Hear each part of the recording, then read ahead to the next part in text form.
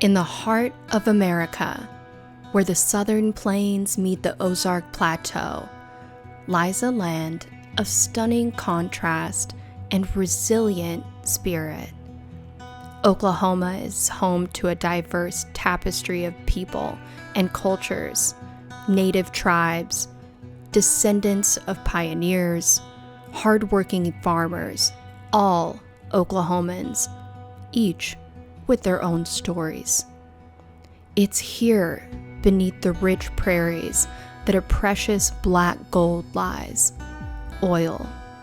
This precious resource not only fuels our cars and heats our homes, but it has powered Oklahoma's economy and shaped its identity for over a century. From the early days of the wild oil boom to the modern gas operations, the industry has brought prosperity, but it has also brought its share of challenges, and among the most pressing of these is climate change. I'm fourth generation oily, as we call it in Oklahoma. So my great-grandfather, grandfather, father were all in the oil business. I grew up in it and started as what they call a landman. And I've drilled wells,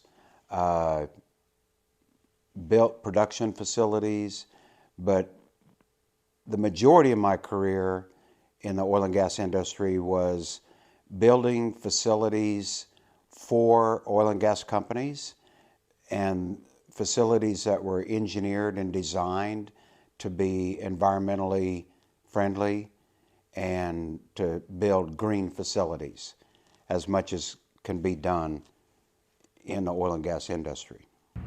Since its beginnings in the late 1800s, the oil and gas industry has become an integral part of Oklahoma's economy.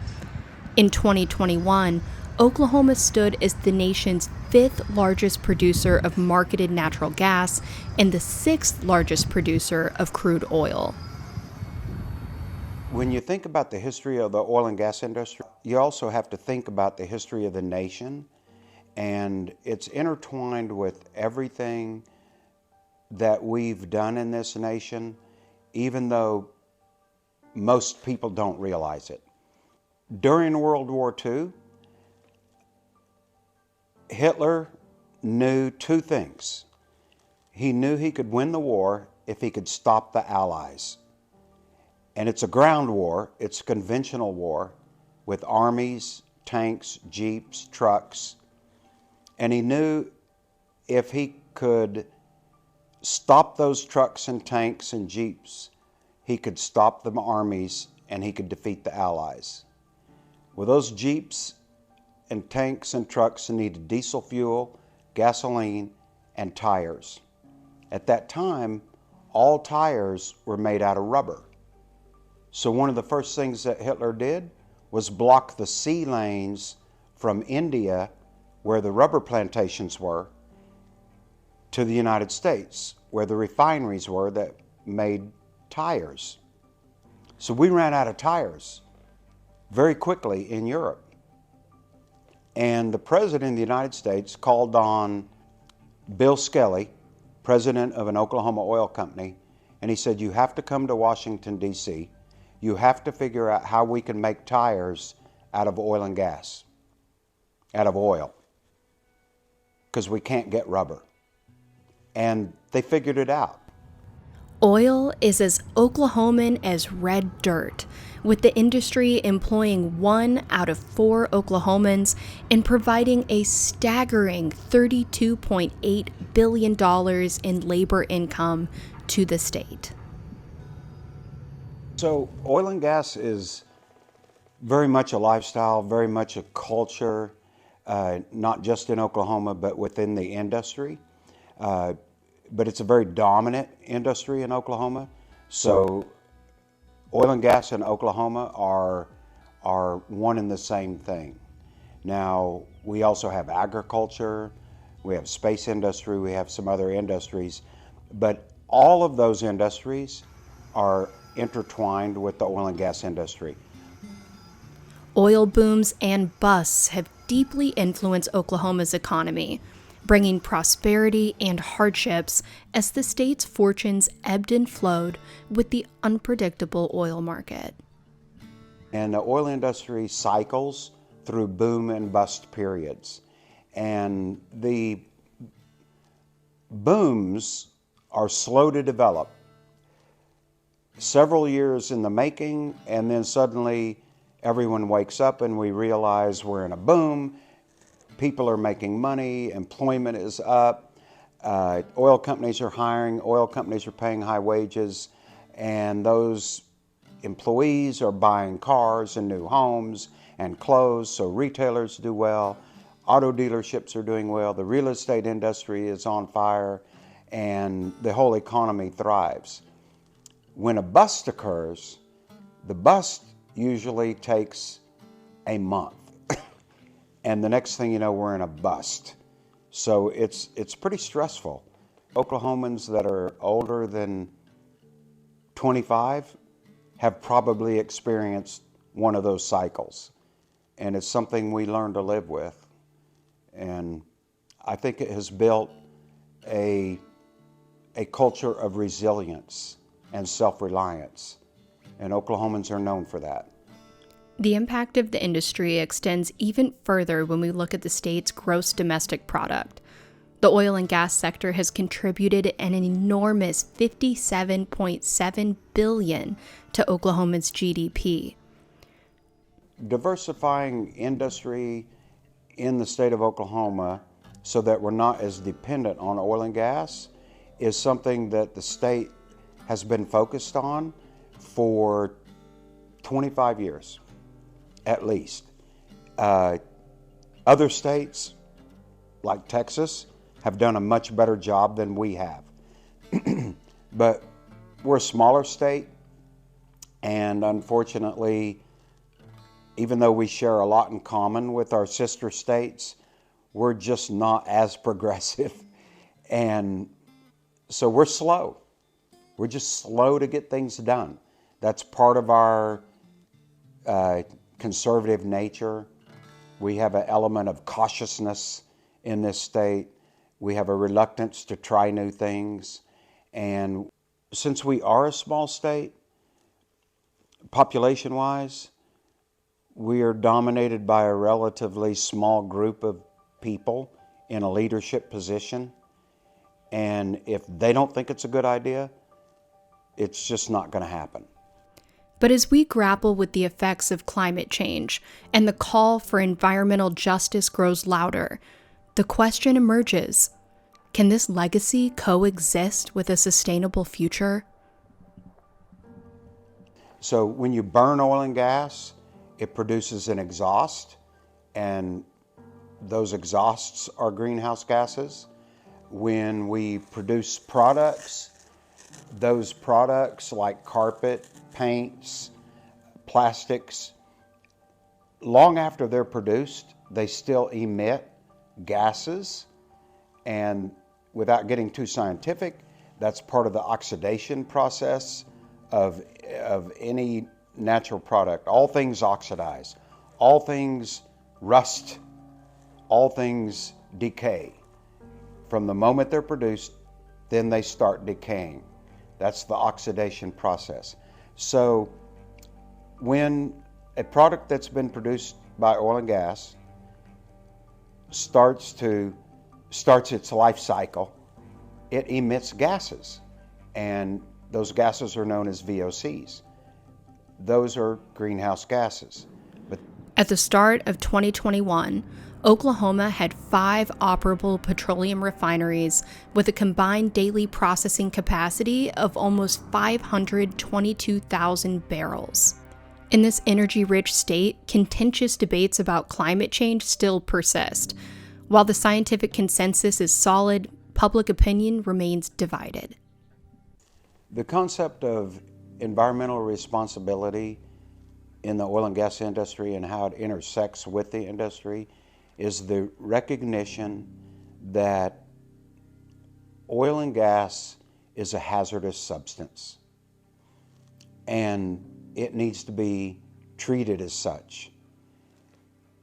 And as obvious as that sounds, it hasn't always been obvious. There was a time in this country's history when grandmothers would feed their sick babies a spoonful of oil because they thought it was medicinal.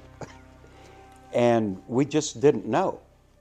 Even as a young person in the oil and gas industry, we still didn't appreciate how hazardous the material was. But we have come to realize that it is an extremely hazardous material. It can make you sick, it can destroy the environment, and it needs to be treated with that respect. And what I've always said as an environmental engineer and advocate in the oil and gas industry is that oil and gas is not the enemy. Pollution is the enemy. We need oil and gas in this country. It's an intricate part of every single thing we do and almost every product we use in our daily life. Our quality of life would be nothing without oil and gas. We would have starvation. The environmental hazards in the oil and gas industry and how to produce it in a sustainable manner is real straightforward and pretty simple. You have a hazardous substance, which means you need to contain it in a protected environment. What I'm getting at is this. If you have a bottle of bleach that you use to sterilize with, then you keep that bleach in the bottle.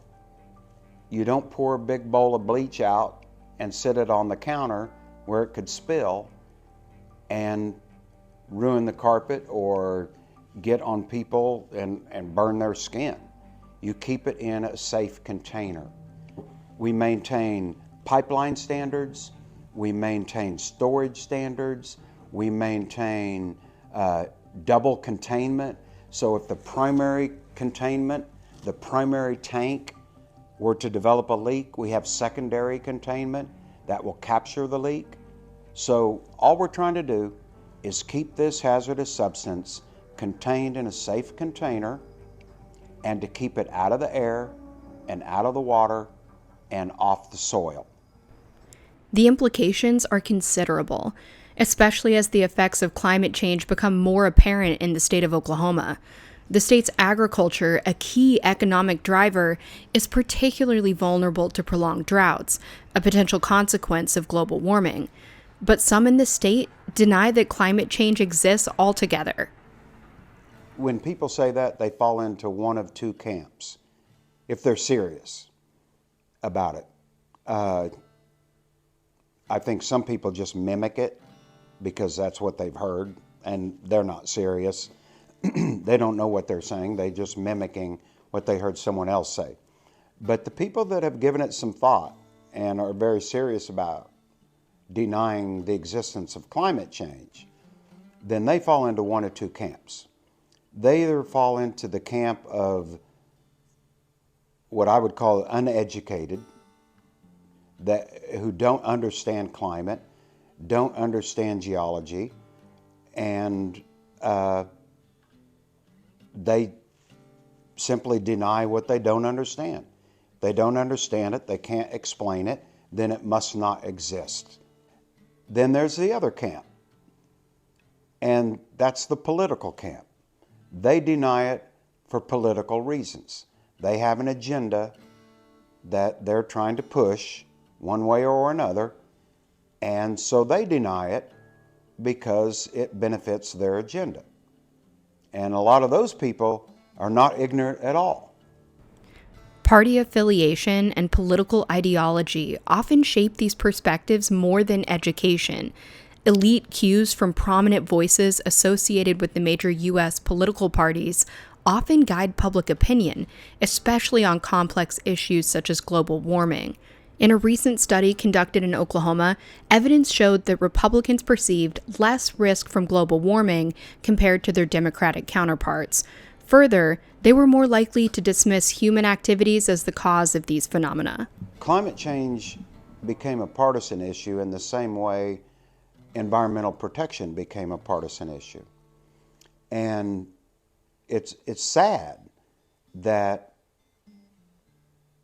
either group, the pro or the against, made it political, because it's a disservice to the entire nation. And it's a disservice to an industry that's vital to this nation. Even in the face of overwhelming scientific consensus, our beliefs about climate change are still largely shaped by our political leanings. This polarization prevents us from acknowledging the urgent need for action. Oil and gas is produced in what's known as flyover country. The majority of the population in the United States lives on the coasts, and they live in non-oil producing areas. They think gasoline comes from the Exxon station at the corner, and they don't realize it comes from the heartland. And then you have the heartland, and they have a better idea of what's going on when it comes to the oil and gas industry, and they also know that they're being attacked, and they get very defensive. And so they have almost an overreaction, and then they fight back in many ways irrationally. So I can tell you, I've met a lot of oil and gas people over the years that would fight any type of environmental movement simply because it was an environmental movement and they viewed it as an attack. What I've learned, though, is that if you educate people, because I've spoken to people on the coasts, and I've talked to them about the oil and gas industry and what the industry is doing to protect the environment, and it's a revelation to them. They had no idea. And I've also spoken to oil people about the environmental movement. I've had the same experience 500 times.